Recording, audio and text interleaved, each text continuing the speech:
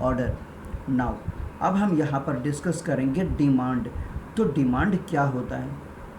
Demand in economics is the consumers desire and ability to purchase a goods और service.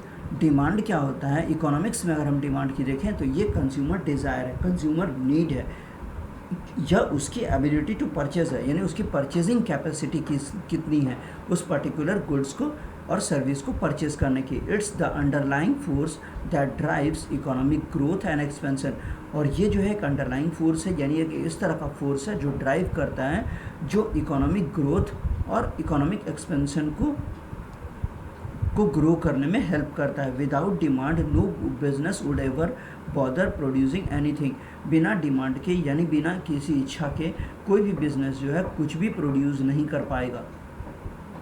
Demand refers to the willingness and ability of consumers. Demand को जो है वो willingness यानी हमारी जो इच्छा है एंड एबिलिटी, और हमारी एबिलिटी हम कितने सक्षम हैं उस गुड्स को परचेस करने के लिए, या कंज्यूमर्स कितना सक्षम है उस गुड्स को परचेस करने के लिए। Given quantity of a good at A given point of time, यानी कितना गुड्स वो परचेस कर रहा है और किस समय वो परचेस कर रहा है, and over a period in time, और कितने समय में वो परचेस करेगा, है ना। In economics demand is formally defined as effective. Economics में हम लोग डिमांड को इफेक्टिव बोलते हैं, क्योंकि इफेक्टिव डिमांड का मतलब जिस डिमांड को हम फुलफिल कर पाते हैं, है ना। Demand meaning that it is a consumer want और a need supported by an ability to pay. यानी इसीलिए हम यहाँ इफेक्टिव वर्ड यूज़ किए हैं, क्योंकि कंज्यूमर की जो वांट है, उसकी जो इच्छा है या उसका जो ज़रूरत है, वो सपोर्ट करना चाहिए किससे? एबिलिटी टू पे, यानी उसकी जो पेमेंट करने की क्षमता है या उसका जो पे करने का क्षमता है वो कितना है, उसी के अकॉर्डिंग वो डिमांड और नीड को एराइज करेगा। Namely a budget derive from disposable income. और एक बजट जो है वो हम डिराइव करते हैं डिस्पोजेबल इनकम से, यानी जिस इनकम को हम इन्वेस्ट करते हैं, जिस इनकम का हम यूज़ कर देते हैं। Income provides individuals with a purchasing power which they exercise in a market through effective demand. और इनकम जो एक इंडिविजुअल प्रोवाइड करता है, जो एक इंडिविजुअल को मिलता है, वो डिसाइड करता है उसका परचेजिंग पावर का, और फिर वो उसी के अकॉर्डिंग मार्केट में अपनी डिमांड को एराइज करता है और उसके अकॉर्डिंग वो प्रोडक्ट की परचेजिंग करता है। Now demand for goods and services. तो यहाँ पर हम गुड्स एंड सर्विसेज को देखेंगे और ये देखेंगे कि उसकी डिमांड किस तरह से फुलफिल होती है। Economist use the term demand to refer to the amount of some goods और service consumers are willing and able to purchase at each price. Demand is based on needs. Demand जो है वो हमारे need पर निर्भर करता है या वांट्स पे निर्भर करता है, और हमारी परचेजिंग कैपेसिटी पे या हमारी पेइंग कैपेसिटी पे निर्भर करता है कि हम किस तरीके से हमारी परचेजिंग कैपेसिटी है और उसके अकॉर्डिंग हम पे करते हैं। A consumer may be able to differentiate between a need and a want. Consumer जो है डिफ्रेंशिएट करता है, यानी वो कंपेयर करता है नीड में और वांट में, क्या उसके लिए ज़रूरत है और क्या इसकी इच्छा है। तो वो ज़रूरत को पहले देखेगा, न कि इच्छा को। But from an economist perspective, पर एक इकोनॉमिस्ट के परसेप्शन के according they are the same thing, वो दोनों सेम होता है। Demand is also based on ability to pay. Demand जो है वो किस पे निर्भर करता है? वो एबिलिटी टू पे पर निर्भर करता है, यानी हमारी पेमेंट करने की, यानी हमारी जो पेमेंट करने की क्षमता है या हमारा पे करने का जो क्षमता है वो कितना है। If you can't pay for it, अगर मेरी क्षमता नहीं है किसी प्रोडक्ट्स पे करने की, you have no effective demand, तो मेरा डिमांड जो है वो इफेक्टिव नहीं है। What a buyer pays for a unit of the specific good and service is called the price. Buyer यानी खरीदार जो पे करता है किसी भी गुड्स या परचेज को खरीदने के लिए, उसे हम बोलते हैं price. The total number of units purchased at that price is called the quantity demanded. कितने नंबर में उस गुड्स को परचेज किया गया है या उसकी यूनिट्स को, यानी कितने नंबर में उस गुड्स को परचेज किया गया है उस पर्टिकुलर प्राइस में, उसे हम बोलते हैं क्वांटिटी डिमांडेड। यानी उतने अमाउंट का जो गुड्स है या उतने नंबर में जो है गुड्स की डिमांड हुई है मार्केट के अंदर। A rise in the price of a good और service almost always decrease the quantity of that good. अगर प्राइस बढ़ जाती है गुड्स और सर्विस की मार्केट के अंदर, तो उसकी क्वांटिटी जो है, उसकी क्वांटिटी जो है वो भी घट जाती है, यानी उसकी क्वांटिटी डिमांडेड, यानी लोग जो है उसे कम खरीदने लगते हैं। कन्वर्सली उसी के opposite A fall in price will increase the quantity demanded. अगर वहीं पर प्राइस कम हो जाती है किसी गुड्स की तो उसकी डिमांड जो है इंक्रीज़ हो जाती है, लोग अब ज़्यादा नंबर में उस गुड्स को खरीदने लगते हैं या उसके कस्टमर्स जो है वो इंक्रीज़ हो जाते हैं। When the price of a gallon of gasoline goes up, अगर गैसोलीन की प्राइस जो है वो ऊपर चली जाती है, for example people look for ways to reduce their consumption by combining several errands, तो कंज्यूमर क्या करते हैं, वो कई तरह के सब्स्टिट्यूट निकाल लेते हैं या उसका कम यूज़ करना स्टार्ट कर देंगे, उसमें कुछ ना कुछ एडिशन ऐड करना स्टार्ट कर देते हैं ताकि उसका वो यूज़ कर पाएँ, है ना। कम्यूटिंग बाय कारपूल और मास ट्रांजिट, और चाहे कारपूल हो या मास ट्रांजिट, यानी मास में जो ट्रांजिट होता है यानी ट्रांसपोर्टेशन होता है, और टेकिंग वीकेंड और vacation trips closer to home, या कि फिर वीकेंड में कहीं भी जाना हो या वेकेशन ट्रिप्स पे जाना हो जो घर के नज़दीक हो। Economist call this inverse relationship between price and quantity demanded the law of demand. Economist ने ये जो इन्वर्स रिलेशनशिप है प्राइस और क्वांटिटी के बीच का जो रिलेशनशिप है, इसे हमारे इकोनॉमिस्ट ने बोला है law of demand. The law of demand assumes that all other variables that affect demand are held constant. तो लॉ ऑफ डिमांड जो है वो ये एज्यूम करता है कि सारे वेरिएबल्स, जो भी वेरिएबल्स हैं, वो अगर डिमांड पे असर करता है तो वो जो है वो कांस्टेंट होता है। Clear? Okay, now we will discuss supply. अब हम यहाँ पर डिस्कस करेंगे कि सप्लाई क्या होता है। Supply is the willingness and ability to of producers to create goods and services to take them to the market. Supply जो है, जो भी गुड्स का ऑर्डर हुआ है उसके अकॉर्डिंग, या प्रोड्यूसर का जो क्षमता है उसके अकॉर्डिंग वो गुड्स को बनाता है और साथ ही साथ वो गुड्स को और सर्विस को मार्केट में ले जाता है सेलिंग करने के लिए, यानी सप्लाई करने के लिए। Supply is positively related to price given that at higher price there is an incentive to supply more as higher price may generate increased revenue and profit। Supply जो है उसे हम पॉजिटिवली रिलेट करते हैं, उसे हम सही मायने में रिलेट करते हैं कि प्राइस जितना ज़्यादा प्राइस होगा किसी भी प्रोडक्ट का या उसके अकॉर्डिंग हम सप्लाई कर रहे हैं मार्केट के अंदर, तो हमारी मार्केट में हमें ज़्यादा रेवेन्यू मिलेगा और साथ ही साथ हमारा प्रॉफिट भी इंक्रीज़ होगा। जैसे कि आप यहाँ पर एक डायग्राम से देख सकते हो कि हमने हॉरिजॉन्टल एक्सिस पे हमने प्राइस को रखा है और वर्टिकल एक्सिस पे हमने क्वांटिटी को रखा है, और हमने पी क्यू हमने दिया है, यानी पी मतलब होता है प्राइस और क्यू का मतलब होता है क्वांटिटी डिमांडेड, है ना। और फिर हमने देखा है कि P1 और Q1 में जब हमने P पे देखा तो आप देख सकते हो इसकी ग्राफ जो है, प्राइस की ग्राफ सप्लाई की तरफ बढ़ रही है, यानी जब प्राइस कम हुआ तो क्वांटिटी भी कम, उसके अकॉर्डिंग क्वांटिटी है, और फिर जब प्राइस ज़्यादा हो रहा है तो उसकी क्वांटिटी भी ज़्यादा की तरफ जा रही है, यानी इंक्रीज़ की तरफ जा रही है। तो ये कंपनी पर्सपेक्टिव है, क्योंकि ज़्यादा अगर क्वांटिटी में गुड्स मार्केट में है तो उसकी वो कंपनी ये चाहती है कि उसकी जो रेवेन्यू हो या उसका जो प्रॉफिट हो वो हमेशा बढ़े या उसी के अकॉर्डिंग हो। Next, supply means the quantities that a seller is willing and able to sell at different prices. Supply का मतलब ये होता है कि क्वांटिटी जो सेलर चाहता है या सेलर सक्षम है उसे बेचने में, तो वो डिफरेंट प्राइसेस पर बेच सकता है उसे। It is obvious that if the price goes up he will offer more for sale. अगर प्राइस किसी चीज़ की बढ़ गई है, ज़्यादा हो गई है, तो सप्लायर ये ज़रूर सोचेगा या जो सेलर है ये ज़रूर सोचेगा कि वो ज़्यादा से ज़्यादा प्रोडक्ट की सेल करे ताकि उसे ज़्यादा से ज़्यादा प्रॉफिट अर्न करे वो, या उसे ज़्यादा से ज़्यादा प्रॉफिट हो। But if the price goes down, अगर प्राइस नीचे चला जाता है, अगर दाम कम हो जाती है, तो उस ड्यूरेशन में he will be reluctant to sell and will offer to sell less. तो वो कम बेचेगा या ना के बराबर बेचेगा, क्योंकि उससे उसे कम प्रॉफिट मिलेगा। सप्लाई दस वेरीज विथ प्राइस। तो सप्लाई जो है प्राइस के ऊपर वेरी करता है, प्राइस के अकॉर्डिंग होता है। Just as we can not speak of demand without reference to price and time. जैसे कि हम डिमांड पे कभी भी ये नहीं बोल सकते कि उसका प्राइस क्या है और वो किस टाइम में वो प्रोडक्ट बिकेगा। Similarly we can not speak of supply, उसी तरीके से हम सप्लाई के बारे में नहीं बोल सकते बिना प्राइस के और टाइम के रेफरेंस के। Supply is always at a price, supply जो है हमेशा प्राइस पर डिपेंड करता है। The supply of any good may be then be defined as a schedule of respective quantities of the good. Supply, जब goods की supply होती है, इसे हम डिफाइन करते हैं as a schedule of respective quantities, यानी इसका एक शेड्यूल बना हुआ है, यानी एक पार्टिकुलर टाइम इंटरवल पे, एक पार्टिकुलर टाइम पे गुड्स को मार्केट में लाया जाता है सेल करने के लिए, ताकि वहाँ पर उसे अच्छा प्राइस मिले।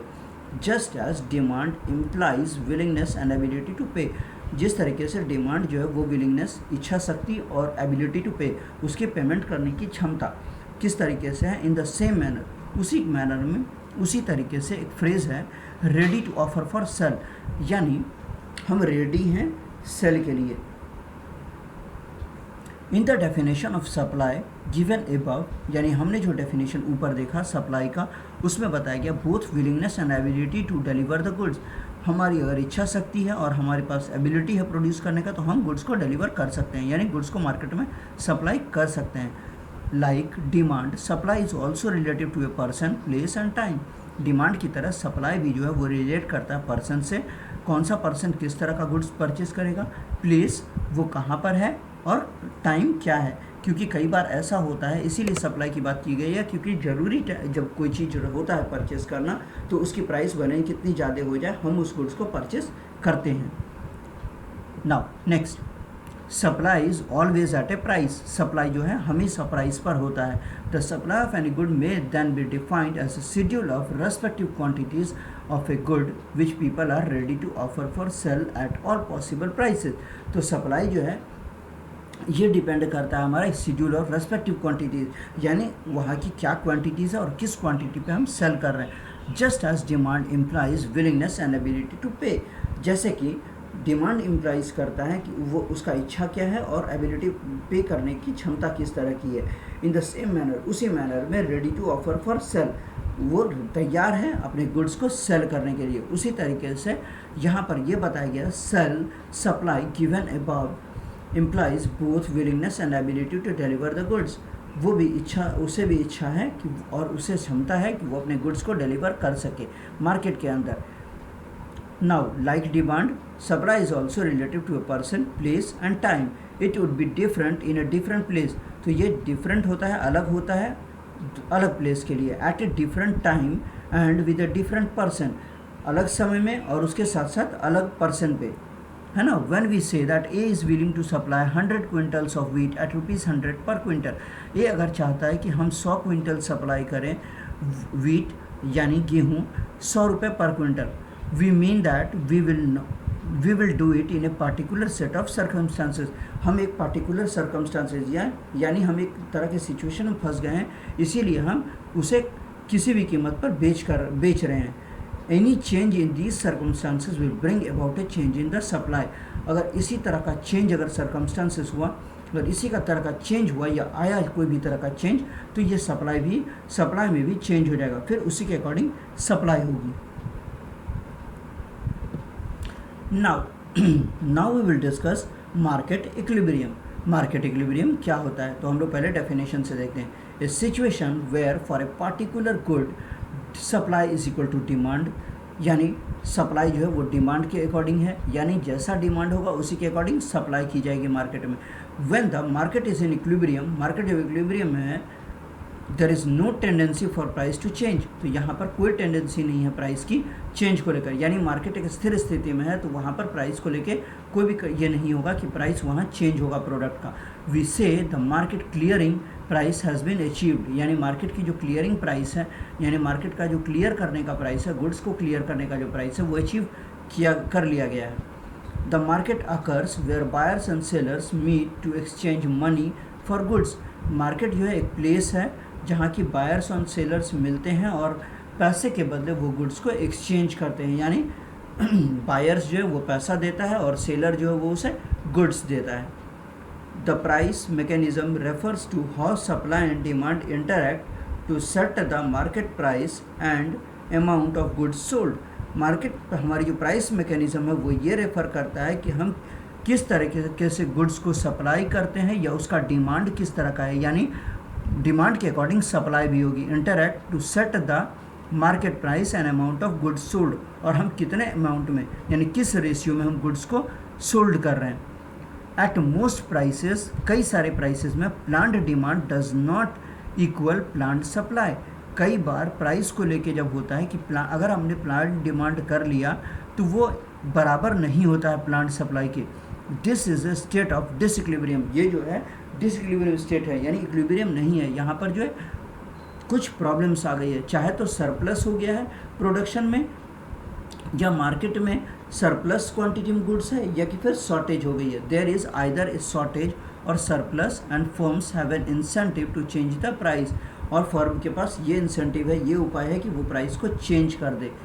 Market equilibrium, market equilibrium can be shown using supply and demand diagram. Market equilibrium जो है वो ये है, वो डिमांड और सप्लाई के डायग्राम को शो करता है। In the diagram below the equilibrium price is P1, the equilibrium quantity is Q1, यानी यहाँ जो इक्विलिब्रियम प्राइस है वहाँ पर हम P1 से प्राइस को डिनोट करते हैं और वहीं पर हम Q1 से क्वांटिटी को डिनोट करते हैं। नाउ जैसा कि आप देख सकते हो यहाँ पर प्राइस और डिमांड को हमने डिनोट किया हुआ है। P जो हमारा वर्टिकल एक्सिस है वो P है, और फिर जो हमारा हॉरिजॉन्टल एक्सिस है वो आप देख सकते हो कि वो Q है, यानी क्वांटिटी डिमांडेड है, और बीच में आप देख सकते हो ये दोनों जब एक साथ इंटरसेक्ट करता है तो वो होता है हमारा मार्केट इक्विलिब्रियम, यानी मार्केट वहाँ पर कांस्टेंट है, यानी वहाँ पर जो मार्केट है वो सही कंडीशन में रन हो रहा है। Now if price is below the equilibrium, अगर प्राइस इक्विलिब्रियम से नीचे आ गया यानी शॉर्टेज हो गया या शॉर्टफॉल हो गया, तो उस अकॉर्डिंग आप देख सकते हो तो अगर हम यहाँ पर देखें तो P1 को आप देख सकते हो, जो हमने एक डायग्राम ड्रॉ किया था, तो हमारा P1 जो है वो है हमारा मार्केट इक्विलिब्रियम, यानी वहाँ पर इक्विलिब्रियम है। पर ठीक उसके अपोजिट जब वहाँ पर डिमांड कम हो गई तो आप देख सकते हो वो फुलफ़िल नहीं हो पाती है, यानी हम फुलफ़िल नहीं कर पा रहे हैं उस डिमांड को, क्योंकि आप देख सकते हो Q1, Q3 और Q2। Q3 जो है वो हमारा मिडिल पॉइंट है, तो आप देख सकते हो दोनों के बीच कितना डिफरेंस है Q1 और Q2 के बीच, क्योंकि यहाँ पर प्रोडक्ट्स उस रेशियो में अवेलेबल है नहीं और वहाँ पर डिमांड काफ़ी ज़्यादा इंक्रीज़ हो गई, जैसे कि हम एक्सेस डिमांड से डिनोट किया, यानी डिमांड ज़्यादा हो गया है पर उसके अकॉर्डिंग प्रोडक्ट्स नहीं है, तो उस अकॉर्डिंग क्या होगा, प्राइस को इंक्रीज़ कर दिया जाएगा, है ना, ताकि हम सभी लोगों को प्रोडक्ट्स अवेलेबल करवा सकें, या हमारी प्रोडक्ट्स की जो सर्कमस्टांसेस है या प्रोडक्ट्स की जो यूजेस है वो स्मूथली रन करती रहे। Now in the above diagram, ऊपर वाले डायग्राम में जैसा हम देखा, price P2 is below the equilibrium, price 2 जो है वो इक्विलिब्रियम से नीचे है। At this price demand would be greater than the supply, demand जो है वो ज़्यादा है सप्लाई की comparison, therefore there is a shortage of Q2 minus Q1। तो वहाँ पर जैसा हमने देखा एक्सेसिव डिमांड था तो वहाँ पर एक शॉर्टेज था, यानी कमी थी, Q2 और Q1 के बीच में एक डिफरेंस था। If there is a shortage, अगर शॉर्टेज है, firms will put up prices, firm जो है यानी ऑर्गेनाइजेशन जो है वो प्राइस को बढ़ा देगी, एंड सप्लाई मोर, और वो ज़्यादा सप्लाई करना शुरू कर देगी। एज प्राइस राइजेस, प्राइस जैसे ही बढ़ेगा, there will be a movement along with the demand curve and less will be demanded. उसके बाद क्या होगा, एक मूवमेंट आएगा, मूवमेंट ये आएगा कि डिमांड कर्व जो वो नीचे आ जाएगी, यानी डिमांड लोग कम करेंगे and less will be demanded, और डिमांड जो वो लेस हो जाएगा, यानी डिमांड जो वो कम हो जाएगा। Therefore the price will rise to P1, और प्राइस जो है वो P1 पे राइज कर गया, यानी बढ़ गया price, until there is no shortage, जब तक कि कोई भी तरह की शॉर्टेज नहीं होगी, यानी सप्लाई जो है वो डिमांड के बराबर होगा।